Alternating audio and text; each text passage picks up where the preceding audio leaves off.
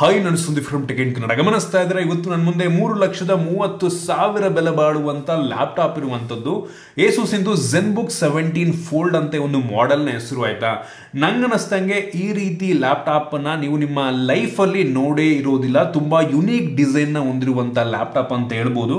ನಾನಿವತ್ತು ಈ ಒಂದು ಲ್ಯಾಪ್ಟಾಪ್ ನ ಅನ್ಬಾಕ್ಸ್ ಮಾಡ್ತಾ ಇದೀನಿ. ಹೆವಿ ಎಕ್ಸೈಟ್ ಕೂಡ ಆಗಿದ್ದೀನಿ. ಆಯ್ತಾ, ಯೂಸ್ ಮಾಡಿ ನನ್ನ ಎಕ್ಸ್ಪೀರಿಯನ್ಸ್ ನಿಮ್ಮ ಹತ್ರ ಶೇರ್ ಮಾಡ್ತಾ ಇದೀನಿ. ಅದಕ್ಕಿಂತ ಮುಂಚೆ ನೀವು ನಮ್ಮ tech in Kannada YouTube subscribe ಮಾಡ್ಕೊಂಡಿಲ್ಲ ಅಂದರೆ ಈಗಲೇ ಸಬ್ಸ್ಕ್ರೈಬ್ ಮಾಡ್ಕೊಳ್ಳಿ ಮತ್ತು ಬೆಲ್ ಐಕಾನ್ ಕೂಡ ಕ್ಲಿಕ್ ಮಾಡ್ಬೋದು.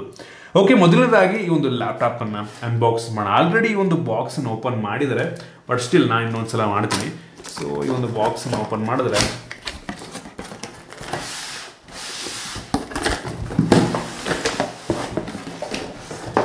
ಓಕೆ, ಓಪನ್ ಮಾಡಿದ ತಕ್ಷಣ ನಿಮಗೆ ಚಾರ್ಜರ್ ಸಿಗ್ತಾ ಇರುವಂಥದ್ದು.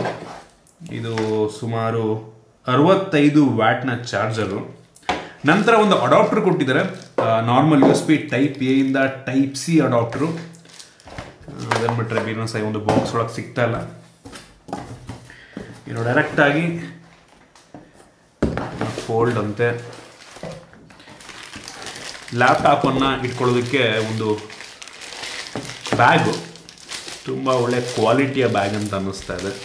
ನಂತರ ಕೊನೆಯದಾಗಿ ಈ ಒಂದು ಬಾಕ್ಸ್ ಒಳಗೆ ಒಂದು ಲ್ಯಾಪ್ಟಾಪ್ ಸಿಗ್ತಾ ಇದೆ. ತುಂಬ ಯುನೀಕ್ ಆಗಿರುವಂಥ ಲ್ಯಾಪ್ಟಾಪ್. ನನಗೆ ಈ ರೀತಿ ಲ್ಯಾಪ್ಟಾಪ್ ನೋಡೇ ಇರಲಿಲ್ಲ. ನಂಗೆ ಒಂಥರ ಇದು PlayStation 2 ಥರ ಕಾಣಿಸ್ತದೆ. PlayStation 2 ಸೇಮ್ ಹಿಂಗೆ ಇತ್ತು ನೋಡೋದಕ್ಕೆ, ಬಟ್ ಇದಕ್ಕಿಂತ ಸ್ವಲ್ಪ ದೊಡ್ಡ ಸೈಜು ಅದೇ ರೀತಿ ಕಾಣ್ತಾ ಇದೆ.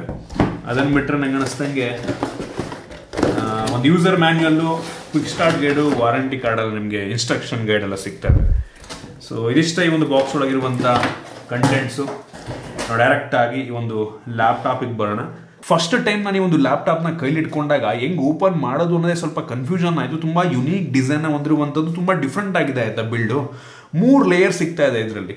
ಸೊ 3 ಲೇಯರ್ ಯಾವುದನ್ನ ಎತ್ತದ ಮೇಲೆ ಅನ್ನೋದೇ ಕನ್ಫ್ಯೂಷನ್ ಆಯ್ತು ನನಗೆ. ಸೊ ಮೇಲ್ಗಡೆ ಇರುವಂಥ ಈ ಒಂದು ಲೇಯರ್ ಎತ್ತಬೇಕಾಗತ್ತೆ. ಎತ್ತಿದ ತಕ್ಷಣ ನಿಮಗೆ ಸೊ ಇದು ನೋಡೋದಕ್ಕೆ ಒಂದು ರೀತಿ ನಾರ್ಮಲ್ ಲ್ಯಾಪ್ಟಾಪ್ ರೀತಿ ಕಾಣುತ್ತೆ. ಟಚ್ ಸ್ಕ್ರೀನು ನೀವು ಅನ್ಲಾಕ್ ಮಾಡ್ಬೋದು. ಸೊ ನೋಡ್ತಾ ಇದ್ರೆ ಇದು ನೋಡೋದಕ್ಕೆ ಸೇಮ್ ನಾರ್ಮಲ್ ಲ್ಯಾಪ್ಟಾಪ್ ಅನ್ಸುತ್ತೆ. ಮೇಲ್ಗಡೆ ಡಿಸ್ಪ್ಲೇ ಇದೆ, ಕೆಳಗಡೆ ಕೀಬೋರ್ಡ್ ಮತ್ತು ಟಚ್ ಪ್ಯಾಡ್ ಸಿಗ್ತಾ ಇರೋದು. ಇದು ಸ್ವಲ್ಪ ಕರ್ವ್ ಇದೆ. ಸೊ ಇದನ್ನ ನೀವು ನಾರ್ಮಲ್ ಲ್ಯಾಪ್ಟಾಪ್ ರೀತಿ ಯೂಸ್ ಮಾಡ್ಬೋದು. ಇದು ನಮಗಿದೇನು ಯುನೀಕ್ ಅನ್ಸಲ್ಲ, ನಾರ್ಮಲ್ ಡಿಸೈನು. ಈಗ ನೋಡಿ ಯುನೀಕ್ ಪಾರ್ಟನ್ನು ತೋರಿಸ್ತೀನಿ. ನಾವು ಈ ಒಂದು ಕೀಬೋರ್ಡನ್ನು ಡಿಟ್ಯಾಚ್ ಕೂಡ ಮಾಡಬಹುದು. ಗಮನಿಸ್ತಾ ಇದ್ದೀರಾ? ಸೊ ಮುಂದೆ ಇಟ್ಕೊಂಡು ಇದು ಬ್ಲೂಟೂತ್ ಕೀಬೋರ್ಡು. ಸೊ ಈ ಕಾರಣದಿಂದ ಬ್ಲೂಟೂತ್ ಮುಖಾಂತರ ಕನೆಕ್ಟ್ ಆಗುತ್ತೆ. ಇದನ್ನು ಸಪ್ರೇಟಾಗಿ ಇಟ್ಕೊಂಡು ಸ್ವಲ್ಪ ದೂರ ಕೂತ್ಕೊಂಡು ಬೇಕಾದರೆ ನಾವು ಇದನ್ನು ಯೂಸ್ ಮಾಡ್ಬೋದು. ತುಂಬ ಯುನೀಕ್ ಡಿಸೈನು. ಆಯಿತಾ, ಸೊ ಕೆಲವೊಂದು ಟಾಸ್ಕನ್ನು ಮಾಡಬೇಕಾದ್ರೆ ಈ ಒಂದು ಫಾರ್ಮ್ ಫ್ಯಾಕ್ಟರ್ ನಮಗೆ ಯೂಸ್ ಆಗ್ಬೋದು. ಫೋಟೋಶಾಪು ಅಥವಾ ಎಡಿಟಿಂಗ್ ಟೈಮಲ್ಲಿ ಇಲ್ಲೊಂದು ವಿಂಡೋ ಅಲ್ಲೊಂದು ವಿಂಡೋ ಇಟ್ಕೊಂಡು ನಾವು ಬೇಕಾದರೆ ಯೂಸ್ ಮಾಡ್ಬೋದು. ಸೊ ಈ ರೀತಿ ಇದು ಇನ್ನೊಂದು ಫಾರ್ಮ್ ಫ್ಯಾಕ್ಟರು.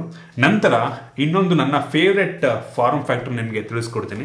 ಸೊ ಈ ರೀತಿ ಫುಲ್ಲು ನೀವು ಸ್ಕ್ರೀನ್ ಮಾಡಿಕೊಂಡು ಇಲ್ಲಿ ನಿಮಗೆ ಇಳಿಸ್ಕೊಳ್ಳೋದಕ್ಕೆ ಒಂದು ಸ್ಟ್ಯಾಂಡ್ ರೀತಿ ಕೂಡ ಇದೆ ಇಲ್ಲಿ. ಸೊ ಈಗ ನೋಡ್ಬೋದು ದೊಡ್ಡ ಡಿಸ್ಪ್ಲೇ ಸಿಗುತ್ತೆ ನನಗೆ. ಒಂದು ರೀತಿ ಡೆಸ್ಕ್ಟಾಪ್ ಫಾರ್ಮ್ ಫ್ಯಾಕ್ಟರ್ ಅಂತ ಅನ್ಬೋದು. ಸೊ ಡೆಸ್ಕ್ಟಾಪ್ ರೀತಿ ಮುಂದೆ ಇಟ್ಕೊಂಡು ನಾವು ಆಪರೇಟನ್ನು ಮಾಡ್ಬೋದು. ಇದು ನನ್ನ ಫೇವ್ರೇಟ್ ಲುಕ್ ಅನ್ನಿಸ್ತು. ಇಷ್ಟು ದೊಡ್ಡ ಸ್ಕ್ರೀನ್ ಸಿಗ್ತದೆ, ಗಮನಿಸ್ತಾ ಇದ್ದೀರಾ? ಸೊ ಇದು ಹೆವಿ ಇಂಪ್ರೆಸಿವ್ ಅಂತ ಅನ್ನಿಸ್ತು. ನಂತರ ಇನ್ನೊಂದು ಫಾರ್ಮ್ ಫ್ಯಾಕ್ಟರ್ ಇರುವಂಥದ್ದು ಬುಕ್ ರೀತಿ.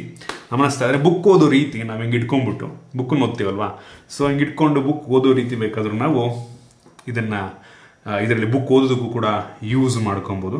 ಇದು ಇನ್ನೊಂದು ಫಾರ್ಮ್ ಫ್ಯಾಕ್ಟರ್ ಆದರೆ ಟ್ಯಾಬ್ಲೆಟ್ ರೀತಿ, ತುಂಬ ದೊಡ್ಡ ಟ್ಯಾಬ್ಲೆಟ್ ಇದು. ಸೊ ಟಚ್ ಸ್ಕ್ರೀನ್ ಕೂಡ ಕೆಲಸವನ್ನು ಮಾಡುತ್ತೆ ಇದರಲ್ಲಿ. ಸೊ ಏನು ಬೇಕಾದರೂ ನೀವು ಓಪನ್ ಮಾಡ್ಕೊಬೋದು, ಕ್ಲೋಸ್ ಮಾಡ್ಬೋದು. ಸೊ ಟ್ಯಾಬ್ಲೆಟ್ ರೀತಿಯಲ್ಲೂ ಕೂಡ ನಾವು ಇದನ್ನು ಯೂಸ್ ಮಾಡ್ಕೊಬೋದು. ಮತ್ತು ನೀವು ಇದರಲ್ಲಿ ಬೇಕಾದರೆ ನಾರ್ಮಲ್ ನೀವು ಆನ್ ಸ್ಕ್ರೀನ್ ಕೀಬೋರ್ಡ್ ಬರುತ್ತೆ, ಗೊತ್ತಾ? ಇಲ್ಲೇ ಕೀಬೋರ್ಡನ್ನು ನೀವು ಬರೋ ಥರ ಮಾಡಿ ಆನ್ ಸ್ಕ್ರೀನ್ ಕೀಬೋರ್ಡ್ ಬರುತ್ತೆ. ಸೊ ತೋರಿಸ್ತೀನಿ ನೋಡಿ, ಬೇಕಾದರೆ ನೋಡ್ಬೋದು. ಇಲ್ಲೇ ಕೀಬೋರ್ಡ್ ಬಂತು. ಸೊ ಈ ಒಂದು ಕೀಬೋರ್ಡ್ ಮುಖಾಂತರ ಬೇಕಾದರೂ ನೀವು ಆಪರೇಟ್ ಮಾಡಿಕೊಂಡು ಇಲ್ಲೇ ನೀವು ಈ ರೀತಿ ಬೇಕಾದರೂ ವಿತೌಟ್ ಕೀಬೋರ್ಡ್ ಕೂಡ ಯೂಸ್ ಮಾಡಬಹುದು. ಸೊ ಇಷ್ಟೆಲ್ಲ ಫಾರ್ಮ್ ಫ್ಯಾಕ್ಟರು ಈ ಒಂದು ಲ್ಯಾಪ್ಟಾಪ್ನಲ್ಲಿ ನಿಮಗೆ ಸಿಗ್ತದೆ. ಇದೇ ಕಾರಣಕ್ಕೆ ಈ ಒಂದು ಲ್ಯಾಪ್ಟಾಪ್ನ ಬೆಲೆ 3,30,000 ಇರುವಂಥದ್ದು. ಆಯಿತಾ, ತುಂಬ ಯುನೀಕ್ ಫೋಲ್ಡಬಲ್ ಲ್ಯಾಪ್ಟಾಪ್ ಡಿಸೈನು. ಆಯಿತಾ, ನಾವು ಎಷ್ಟು ದಿನ ಈ ರೀತಿ ಫೋಲ್ಡಬಲ್ಸ್ನ ಫೋನ್ಗಳಲ್ಲಿ ನೋಡಿರ್ತೀವಿ. ಫೋಲ್ಡ್ ಫೋನ್ಗಳಲ್ಲಿ. ಸೊ ಆ ಒಂದು ಡಿಸೈನ್ನ ಈ ಒಂದು ಲ್ಯಾಪ್ಟಾಪ್ನಲ್ಲಿ ಅಚೀವ್ ಮಾಡಿರುವಂಥದ್ದು ಆಯಿತಾ. ಇದು ಓಲೆಡ್ ಡಿಸ್ಪ್ಲೇನಲ್ಲಿ ಮಾತ್ರ ಮಾಡೋಕ್ಕೆ ಸಾಧ್ಯ. IPS ಡಿಸ್ಪ್ಲೇಲಿ ಈ ರೀತಿ ಫೋಲ್ಡ್ ಮಾಡೋಕೆ ಹೋಗ್ಬಿಟ್ರೆ ಡಿಸ್ಪ್ಲೇ ಹೊಡೆದೋಗ್ಬಿಡುತ್ತೆ. ಸೊ ಅದರಿಂದ ಇದರಲ್ಲಿ ಓಲೆಡ್ ಡಿಸ್ಪ್ಲೇನ ಯೂಸ್ ಮಾಡಲಾಗಿದೆ. ತುಂಬ ಬ್ರೈಟ್ ಆಗಿರುವಂಥ ಡಿಸ್ಪ್ಲೇ. ಓವರಾಲ್ ಡಿಸೈನ್ ಅಂತೂ ಬೆಂಕಿ ಅಂತ ಹೇಳಕ್ಕೆ ಇಷ್ಟಪಡ್ತೀನಿ. ತುಂಬ ಅಂದರೆ ತುಂಬ ತಿನ್ನಾಗಿರುವಂಥದ್ದು. ಇದು ಕೇವಲ 1.5 kg ವೆಯ್ಟ್ ಇದೆ ಮತ್ತು 8.7 mm ಥಿಕ್ನೆಸ್ಸನ್ನು ಹೊಂದಿರುವಂಥದ್ದು. ನಮ್ಮ ಫೋನ್ಗಳಿಗಿಂತ ಕಡಿಮೆ ಥಿಕ್ನೆಸ್ಸನ್ನು ಹೊಂದಿರುವಂಥ ಲ್ಯಾಪ್ಟಾಪ್ ಅಂತ ಅನ್ಬೋದಾಯ್ತಾ. ಬೆಂಕಿ ಡಿಸೈನು. ನನಗನ್ನಿಸ್ತಾಗ ನಾವು ಕೊಡ್ತಿರುವಂಥ ಮೆಜಾರಿಟಿ ಆಫ್ ದ ದುಡ್ಡು ಈ ಒಂದು ಡಿಸ್ಪ್ಲೇಗೆ ಮತ್ತು ಇದರ ಡಿಸೈನ್ಗೆ ಹೋಗ್ತಾ ಇದೆ ಅಂತ ಅನ್ಕೋತೀನಿ.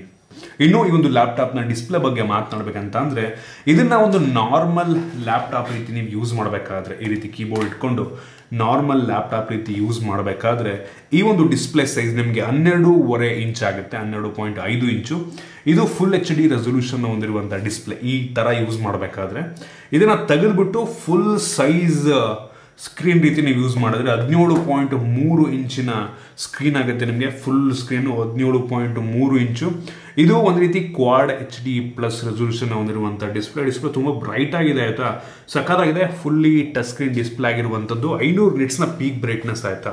ಇದು ಡಾಲ್ಬಿ ವಿಷನ್ನ ಕೂಡ ಸಪೋರ್ಟ್ ಮಾಡುತ್ತೆ ಮತ್ತು HDRನ ಕೂಡ ಸಪೋರ್ಟ್ ಮಾಡುತ್ತೆ.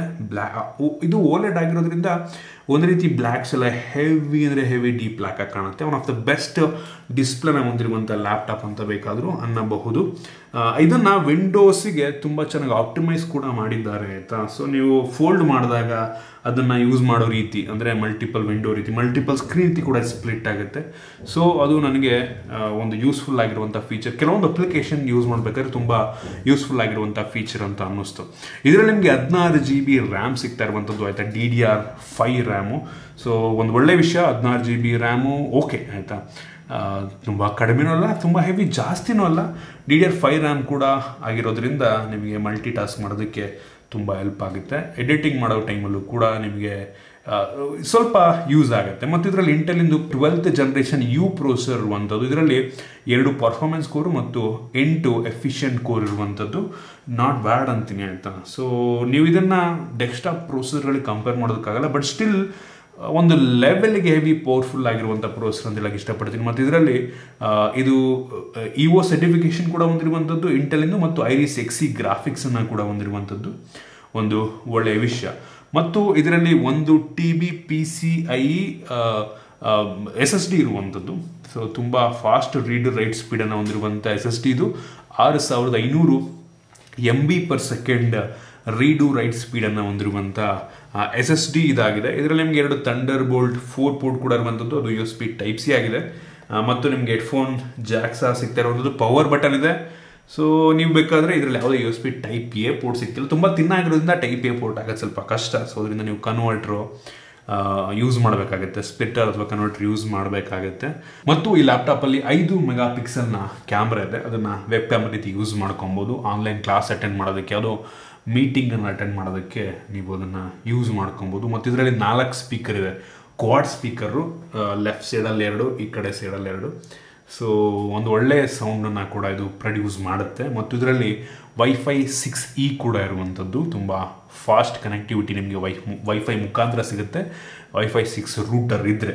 ಮತ್ತು ಬ್ಲೂಟೂತ್ 5.0 ಕೂಡ ನಿಮಗೆ ಸಿಗ್ತಾ ಇರುವಂಥದ್ದು. ಇನ್ನು ಸಾಫ್ಟ್ವೇರ್ ಎಕ್ಸ್ಪೀರಿಯನ್ಸ್ ಬಗ್ಗೆ ಮಾತನಾಡಬೇಕಂತ ಅಂದರೆ ಇದರಲ್ಲಿ Windows 11 ನಿಮಗೆ ಸಿಗ್ತಾ ಇದೆ ಆಯಿತಾ. ಸೊ Windows 11 ಜೊತೆಗೆ ನಿಮಗೆ ಆಫೀಸಿಂದು ಸ್ಟೂಡೆಂಟ್ ವರ್ಷನ್ ಕೂಡ ನಿಮಗೆ ಸಬ್ಸ್ಕ್ರಿಪ್ಷನ್ ಫ್ರೀಯಾಗಿ ಕೊಟ್ಟಿದ್ದಾರೆ. ಅದನ್ನು ಬೇಕಾದರೂ ನೀವು ಯೂಸ್ ಮಾಡ್ಕೊಬೋದು. ತುಂಬ ಚೆನ್ನಾಗಿ ಆಪ್ಟಿಮೈಸ್ ಮಾಡಿದರೆ ಅಂತ ಅನ್ನಿಸ್ತದೆ. ನೀವು ಸ್ಟಾರ್ಟಿಂಗಿಗೆ ಕಂಪೇರ್ ಮಾಡಿಕೊಂಡ್ರೆ ಇತ್ತೀಚೆಗೆ Windows 11 ತುಂಬ ಸ್ಟೇಬಲ್ ಆಗಿದೆ ಅಂತ ಅನ್ನಿಸ್ತಾ ಇರುವಂಥದ್ದು. ಸೊ ಈ ಒಂದು ಫೋಲ್ಡಿಗೆ ಹೇಳಿದ್ನಲ್ಲಿ ಆಗಲೇ ತುಂಬ ಚೆನ್ನಾಗಿ ಆಪ್ಟಿಮೈಸ್ ಮಾಡಿದ್ದಾರೆ. ಈ ಒಂದು ಇಂಚ್ ಡಿಸೈನ್ ಕೂಡ ನನಗೆ ಹೆವಿ ಇಷ್ಟ ಆಯಿತು ಆಯಿತಾ. ಒಂದು ಒಳ್ಳೆಯ ಇಂಚ್ ಡಿಸೈನ್, ಹೆವಿ ಜಾಸ್ತಿ ಸಲ ನೀವು ಓಪನ್ನು ಕ್ಲೋಸ್ ಮಾಡಿದ್ರೂ ಕೂಡ ಏನೂ ಆಗದ ರೀತಿ, ಅಷ್ಟು ಬೇಗ ಏನೂ ಆಗದ ರೀತಿ ಈ ಒಂದು ಡಿಸೈನ್ನ ಮಾಡಿರುವಂಥದ್ದು ತುಂಬ ಇಂಪ್ರೆಸಿವ್ ಅಂತ ಅನ್ನಿಸ್ತು. ಸೊ ಇದಿಷ್ಟು ಈ ಒಂದು ಲ್ಯಾಪ್ಟಾಪ್ನ ಬಗ್ಗೆ ನನ್ನ ಆನೆಸ್ಟ್ ಒಪಿನಿಯನ್. ಹೇಳದ್ನಲ್ಲ, ಇದರ ದುಡ್ಡು ನಾವೇನು ಕೊಡ್ತೀವಿ, ಡಿಸೈನ್ಗೆ ಕೊಡ್ತಾ ಇರೋದು ನಾವು ಮೆಜಾರಿಟಿ ದುಡ್ಡನ್ನು, 3,30,000 ರೂಪಾಯಿಯನ್ನು. ನಿಮಗೆ ಇದ್ರ ಬಗ್ಗೆ ಏನಿಸ್ತದೆ ದಯವಿಟ್ಟು ಕೆಳಗಡೆ ಕಾಮೆಂಟ್ ತಿಳಿಸ್ಬೋದು. ಇಷ್ಟ ಆಗಿದ್ರೆ ದಯವಿಟ್ಟು ಲೈಕ್ ಮಾಡಿ, ಶೇರ್ ಮಾಡಿದ ರೀತಿ ನಮ್ಮ ಬೇರೆ ಬೇರೆ ವಿಡಿಯೋಲಿ ನಮ್ಮ tech in Kannada YouTube channel subscribe ಮಾಡ್ಕೊಂಡಿಲ್ಲ ಅಂತ ಅಂದರೆ ಈಗಲೇ ಸಬ್ಸ್ಕ್ರೈಬ್ ಮಾಡ್ಕೊಳ್ಳಿ ಮತ್ತು ಬೆಲ್ ಐಕನ್ ಕೂಡ ಕ್ಲಿಕ್ ಮಾಡ್ಬೋದು. ಸಿಗೋಣ ಮುಂದಿನದಲ್ಲಿ.